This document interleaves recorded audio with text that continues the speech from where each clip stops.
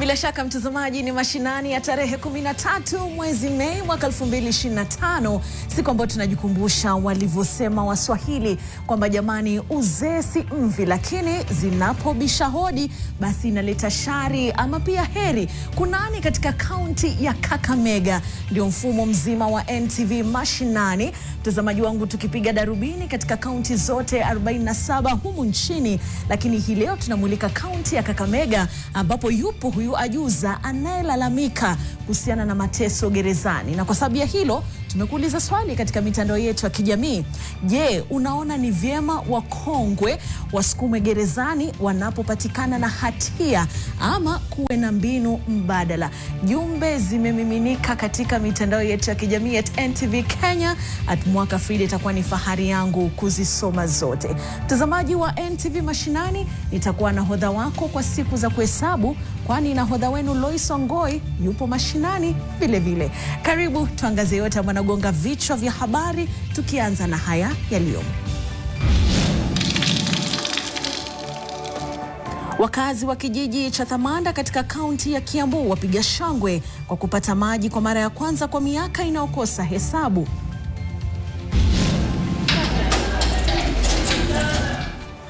Ajuza aliondoka gerezani Kakamega na lalamika kuwa alipata maumivu akiwa kizuizini. Gereza husika limesema litachunguza madai hayo. Wanabiashara katika soko la Marikiti huko Machakos wataka bei ya mafuta kupunguzwa ili kupunguza gharama ya bidhaa zao.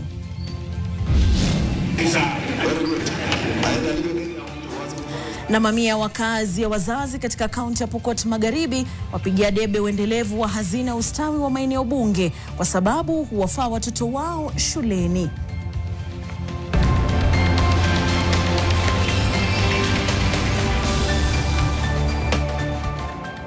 Na mtazamaji, yaliyomo ya kugonga vichwa vya habari, pia kuna hizi taarifa ambazo pia vile vile tunatarajia kuzisikia hii leo katika taarifa zetu kuu, makuu yakiwa ndio haya. Maafisa wa polisi kaunti ndogo ya Lukiani wanawasaka majambazi waliovamia mwalimu wa shule ya msingi ya Mapesa kwa kumkatakata kwa panga, huku wakitaka baadhi ya sehemu zake za mwili kabla ya kumtupa katika shamba lao la mahindi katika kijiji cha Kanaan huko Seregea. Mamia wakazi na wafanya biashara wa mtaa wa mabanda ya Githogoro leo wameandamana na kufunga barabara ya Northern Bypass huko Runda, wakilaumu shirika la usambazaji umeme nchini kwa kupuuza na kukosa umeme kwa miezi 4. Wanataka wadau kuingilia kati na kuokoa.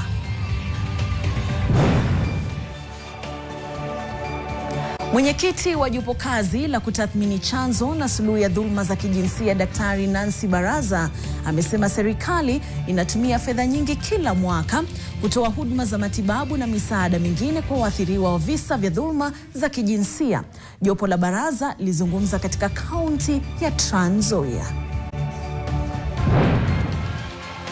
Na hatimaye wahudumu wa afya wa msingi wa maandamana hadi katika makao makuu ya afya wakitaka kupewa mikataba rasmi na ajira za kudumu. Wameitaka serikali kuwajibika, wakidai kuwa imekuwa ikiuhadaa kwa siku nyingi.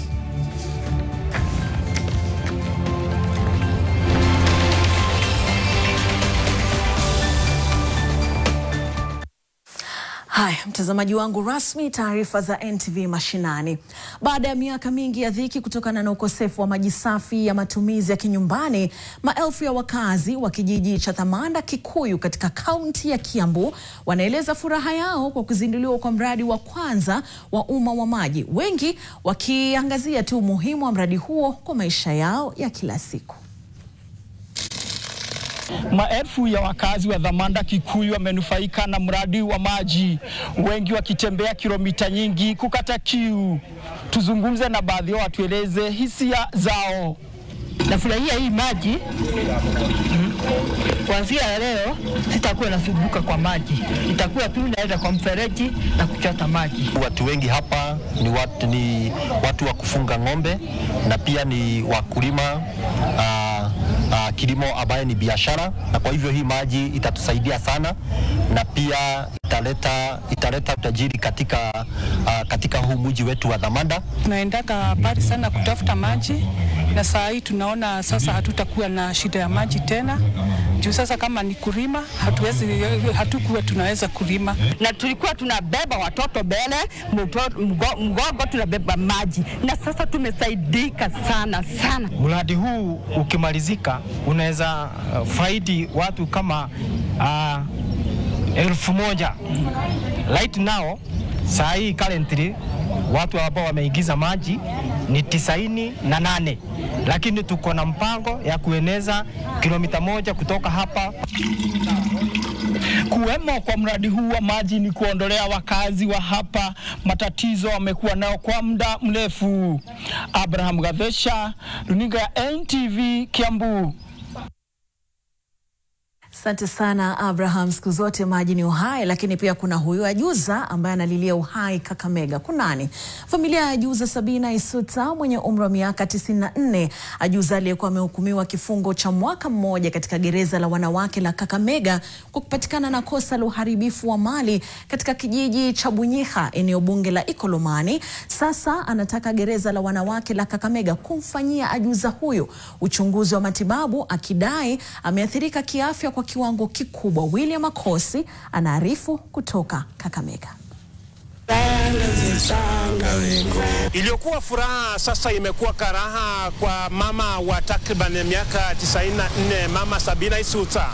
Alipoondoka katika jela hili la wanawake la Kakamega, Ajuza huyu alikuwa na furaha, akitumai kuwa na raha hata zaidi anapofika nyumbani hili kuanza maisha mapya.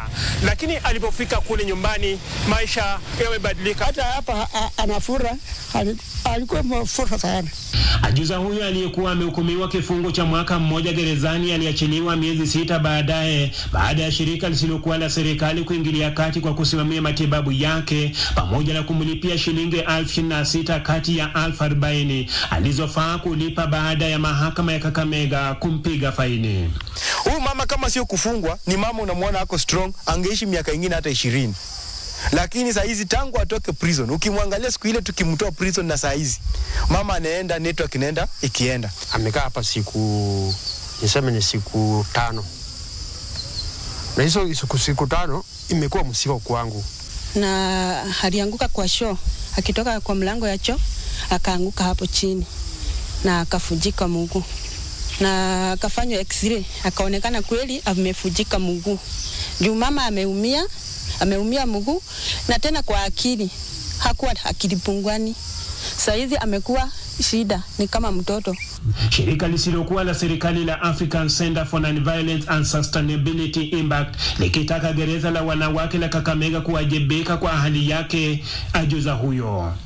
Usimamizi wa gereza hilo kupitia kwa kamanda wao kaunti ya Kakamega David Serei, naomba kuelezea familia ya mama Sabina Isuta ya kwamba kama kuna shida yote wakuje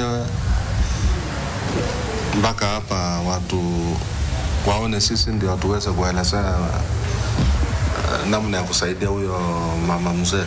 Familia ikitaka jela hili la wanawake la Kakamega kuhakikisha kuwa Ajuza huyu ameweza kupatiwa matibabu pamoja na kufanyiwa uchunguzi wa kina kubaini kinachoendelea. William Akos, NTV Mashinani. William Akos anauliza, jamani, je, ni haki? Mtazamaji wangu, siku hizi sijui kama ukila rojo unaona tena si rojo la biriani, unapata tomato ni kidogo, vitunguu ni finyu. Kwa nini? Wafanyabiashara katika soko la Marikiti, kaunti ya Machakos, wanalilia serikali kuingilia kati na kupunguza bei ya mafuta, ambao wanasema jamani imeathiri pakubwa biashara zao. Wakizungumza na NTV Mashinani, baadhi yao wanasema kuwa wamelazimika kupunguza shehena ya bidhaa wanazoleta sokoni kutokana na hasara wanayopata. Wanasema gharama kusafirisha bidhaa kutoka mashambani hadi sokoni imepanda maradufu, jambo linalowakatisha tamaa. Tumpate huyu mfanyabiashara wetu Brian Zoki na taarifa hiyo kutoka Machakos. Makala ya NTV Mashinani leo tumezuru kaunti ya Machakos na ambapo tumefika katika soko la Marikiti kuzungumza na wafanyabiashara hapa ambao wanahusiana sana na kuuza boga pamoja na matunda.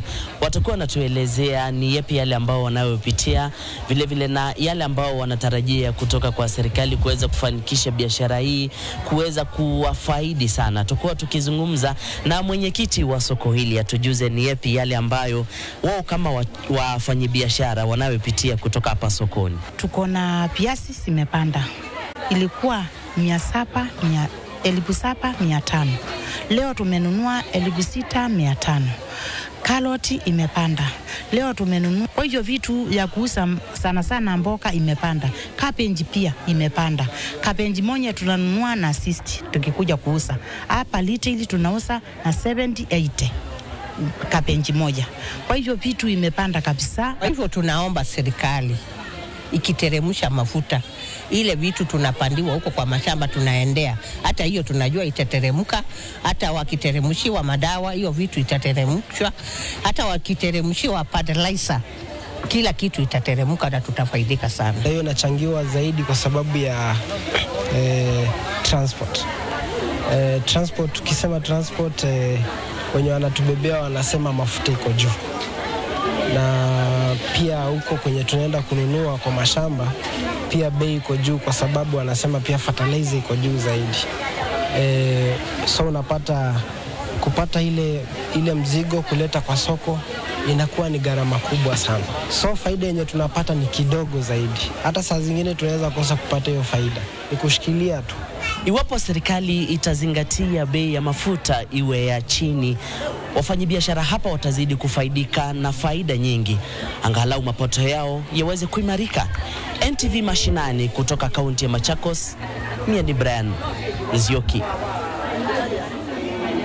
Asante sana Brian Nzioki. Jamani, hizo tomato na hoho zinapendeza, zantia njaa. Lakini mtazamaji wangu, wewe ni wetu siku zote na sisi ni wako. Na vile vile basi tunakujuza kwamba unaweza kutumia taarifa, ututumie tu sisi kutoka katika kijiji chako ikiwa unahisi kuwa kuna tukio linalotosha kuwa habari. Mtazamaji wangu, angalia kwenye runinga yako hivi sasa, tumia hiyo nambari ya WhatsApp na pia utume video zako na tutaisoma taarifa yako hapa katika taarifa zetu za NTV Mashinani. Tunasema ngurumo usikike siku zote kutoka kijijini na mjini na hata jijini. Na mtazamaji wangu, kumbuka kwamba nilikujuza tumekuuliza swali katika mitandao yetu ya kijamii. Tunakuuliza, je, unaona ni vyema wakongwe wasukumwe gerezani wanapopatikana na hatia ama kuwe na mbinu mbadala? Haya, Abdullahi Amin anasema let the government find option B na pia kuwe na option mpaka C wakideal na hao watu wazee. Ali Siku anasema haki ni haki tu kwa kila mtu bila kujali umri, jinsia, hadhi au hata hali ya kimaumbile. Wakongwe ni watu kama watu wengine na wapopatikana na hatia basi sheria inapasa kufuatwa kwa haki na usawa. Anasema kwani kumhurumia mkongwe aliyevunja sheria ni sawa tu na kumdhalilisha yule aliyekosewa. Hivyo basi kila mmoja anapaswa kuwajibika kwa matokeo ya matendo yake. Huyu ni Abaye Chikotero. Jina tu tayari linatosha. Anasema wazee pia kufungwa ni sawa. Juu sana sana utapata mzee ananajisi mtoto wa miaka 7. Nakumbuka nilishikwa nikapelekwa Voi prison, nilikaa siku 13. Niliyoyaona huko siwezi hurumia mzee. Yani mzee najisi watoto wawili miaka 8 na miaka 5, na sasa kama mtu kama huyu ataachiliwa vipi? Stanley anasema laana is waiting on you people. Na Eliud Mtonyi anasema wasukume huko. In fact jela yao inafaa iwe kali zaidi. Juu hao ndio yanafaa yawe ndo wanafaa wawe kielelezo kunradhi cha jamii. Na Mwaura anasema kabla ya kufikiria hatua za kisheria au kifungo kinachostahili kwa wakongwe, ningeomba marekebisho katika katiba kuhusu haki ya uhai yatakayoruhusu mauaji ya wote ambao wanatekeleza mauaji. Haya mtazamaji, kama nilivyokujuza ni kama jumbe hizi zinazidi kuminika na mimi kazi yangu ni moja tu, kuzisoma jumbe zako kwa sababu mimi ni wako na wewe ni wangu, au sio? Yajayo ndio haya tukielekea mapumzikoni. Kama tu hayati Papa Francis aliyepata kuiaga ulimwengu wiki chache zilizopita. Na katika tukafunge tunampata Skari Ondieki akitupa habari za papa hii leo.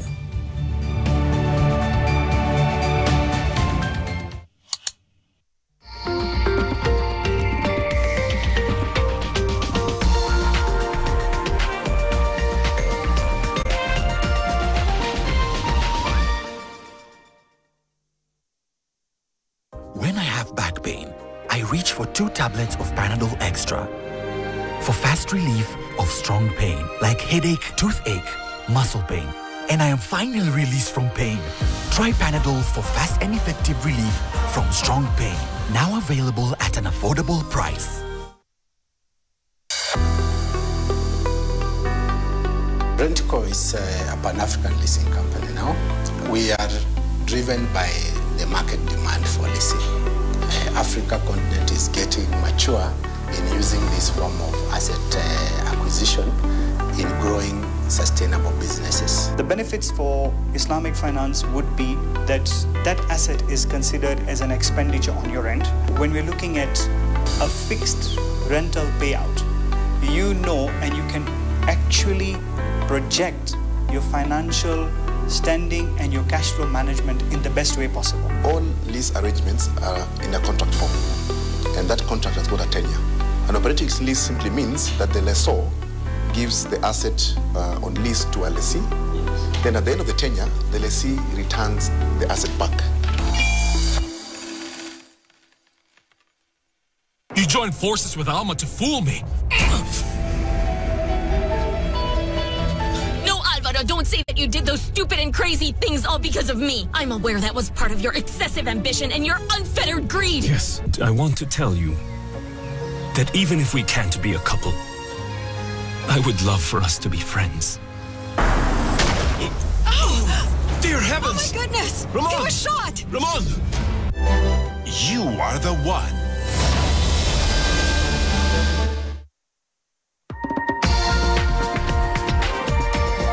This is NTV. Yajayo katika NTV jioni. All of them have been brought back to their families and to their homes. Ripoti zinaashiria kuwa familia 5 bado zinawatafuta wapendwa wao waliotekwa nyara kinyume na kauli ya jana ya Rais William Ruto. Nimekuwa nikirevisit City Mortuary, hospitali zote za Kenyatta, nikiangalia mimi kuna alinon mwenye ajulikani. Naibu Jaji Mkuu Philomena Mwilu watakiwa kubanduka afisini kuhusiana na mahakama kuruhusu kuapishwa kwa Profesa Kithure Kindiki kinyume cha sheria. Tunaambia tuwale ya kwamba azoee hii kelele mpaka tupate PNP and gratitude. Zaidi ya wahudumu wa afya wa UHC 8,000 watishia kusambaratisha huduma nchi nzima iwapo Wizara ya Afya haitawajibika. Na tuna makala maalum yanayoangazia mahangaiko ya mafuriko na kipindupindu kambini Bentiu, Sudan Kusini. Ni tapiko la mafuriko.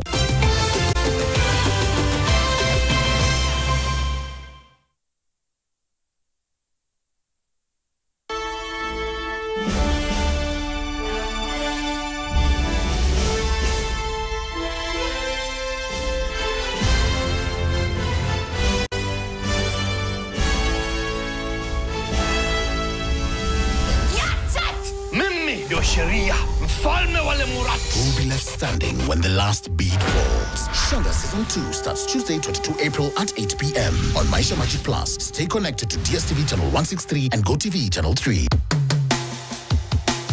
I am Dennis Ombachi, the roaming chef. Introducing Ajab Premium Maize Meal.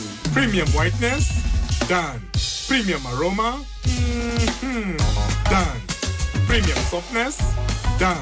Bei nafuu, done. Ingia ligi ya kipekee na Ajab Premium Maize Meal.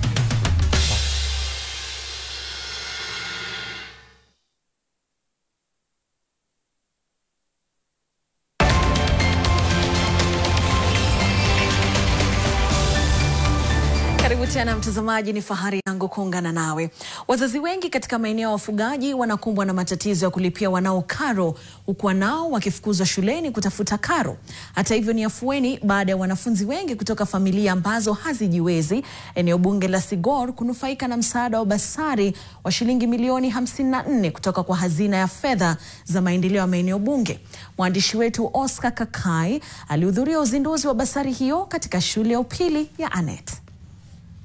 Katika kaunti ya Pokot Magharibi wanakumbwa na matatizo ya uhaba wa fedha za kulipia wanao karo. Wanafunzi wengi huwa wanafukuzwa shuleni waende kutafuta karo. Hii ni kutokana na swala la umaskini ambalo limekumba wakazi wengi.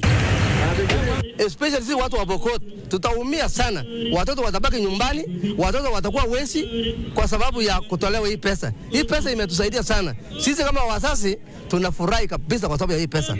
Leo ungeona ile furaha wanafunzi na wazazi wako naye hapa, ungekubali ya kwamba hii mambo ni mambo mazuri na inatakana tuongeze pesa ya CDF na tuweke kwenye katiba, ndio watu wasiweze wanaenda kutini atikuweza kupinga kwamba si halali.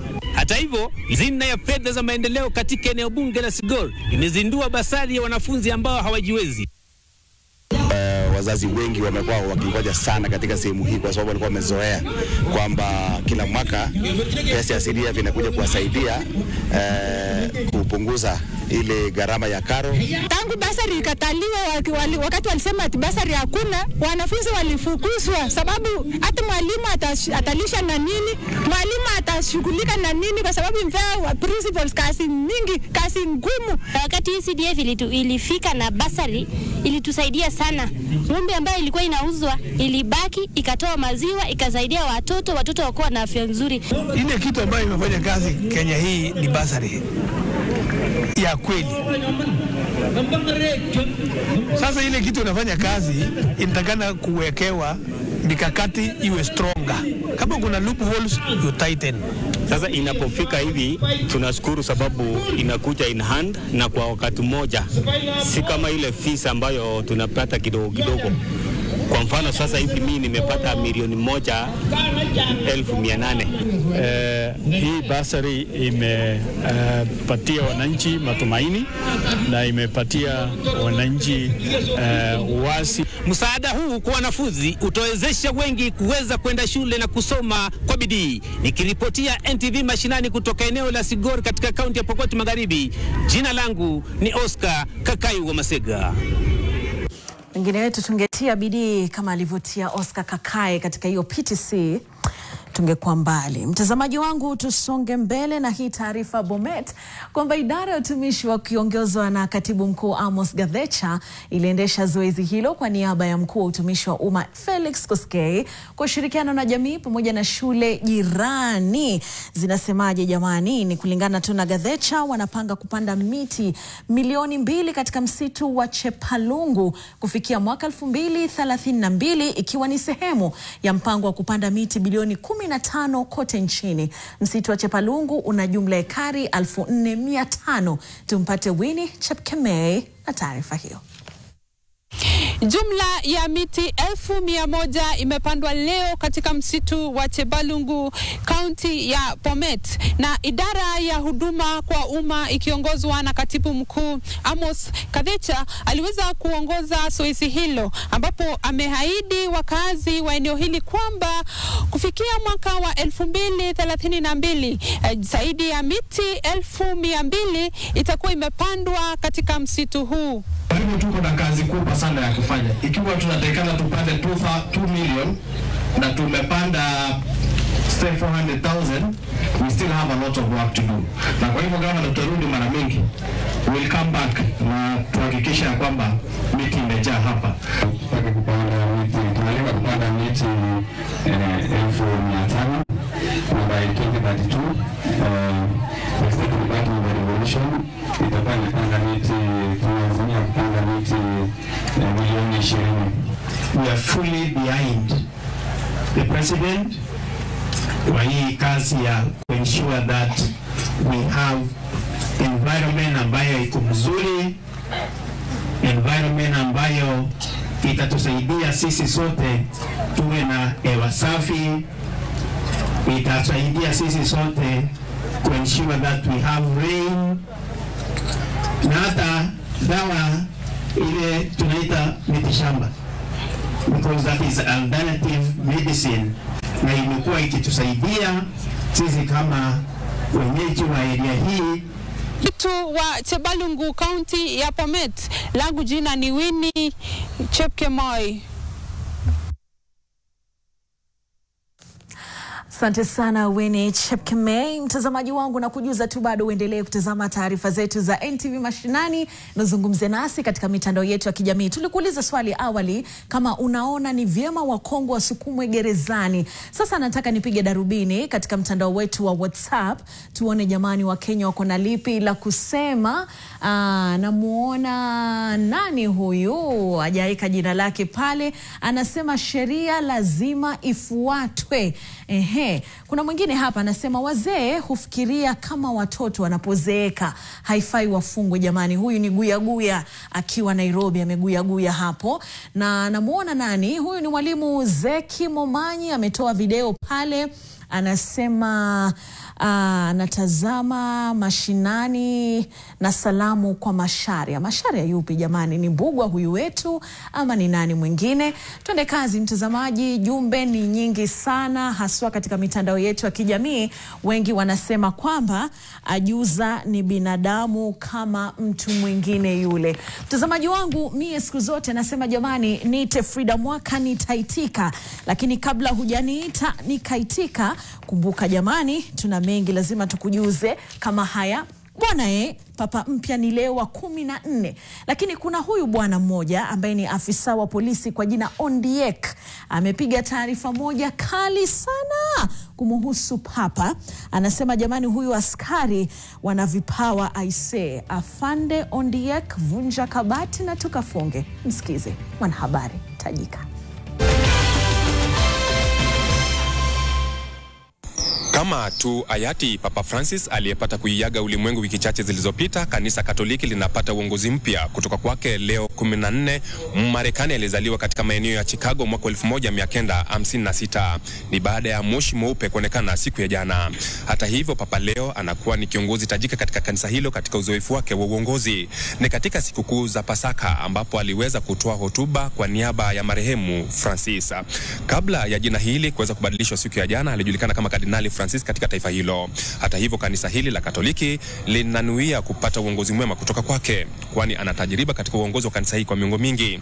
Ni kiongozi ambaye ana ushupavu mwingi na haswa katika uongozi wa moyo ulio mnyenyekevu, kuona ya kwamba wanaofuatilia katika neno hili wanaongozwa na kufikia vipeo vya imani yao. Kutoka kwangu mie wenu Jared Ombakate, kwa mabano ni Ondie Kratkota Olobama DJ Sibor Manganga, na mtakia heri njema katika uongozi wake kanisani.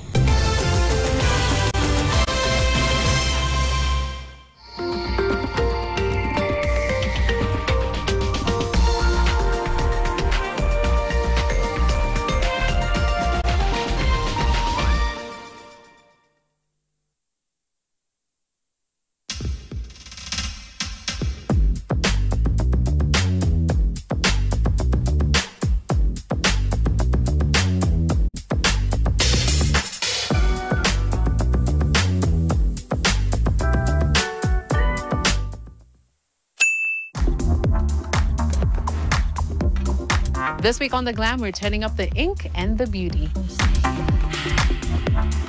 From bold statements to delicate designs, discover how tattoos are redefining beauty and fashion.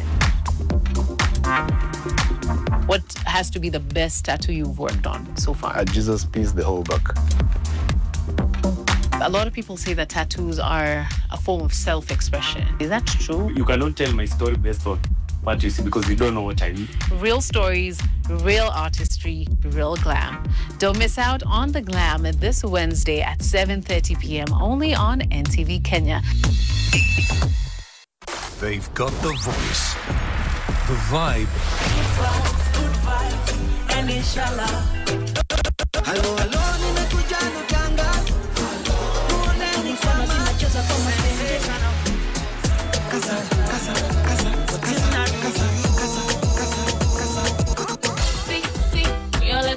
Your favorite station is back and better than ever. napenda kuzitoka TikTok na kwanga TikToker. New sounds, new hosts. Stay tuned to Nation FM to find out more. This week on The Elevate Show. In 2024, Kenyans gambled over 766 billion, averaging to about 2.1 billion daily. There's a second group that sucks in that are psychological deficiency, loss of esteem.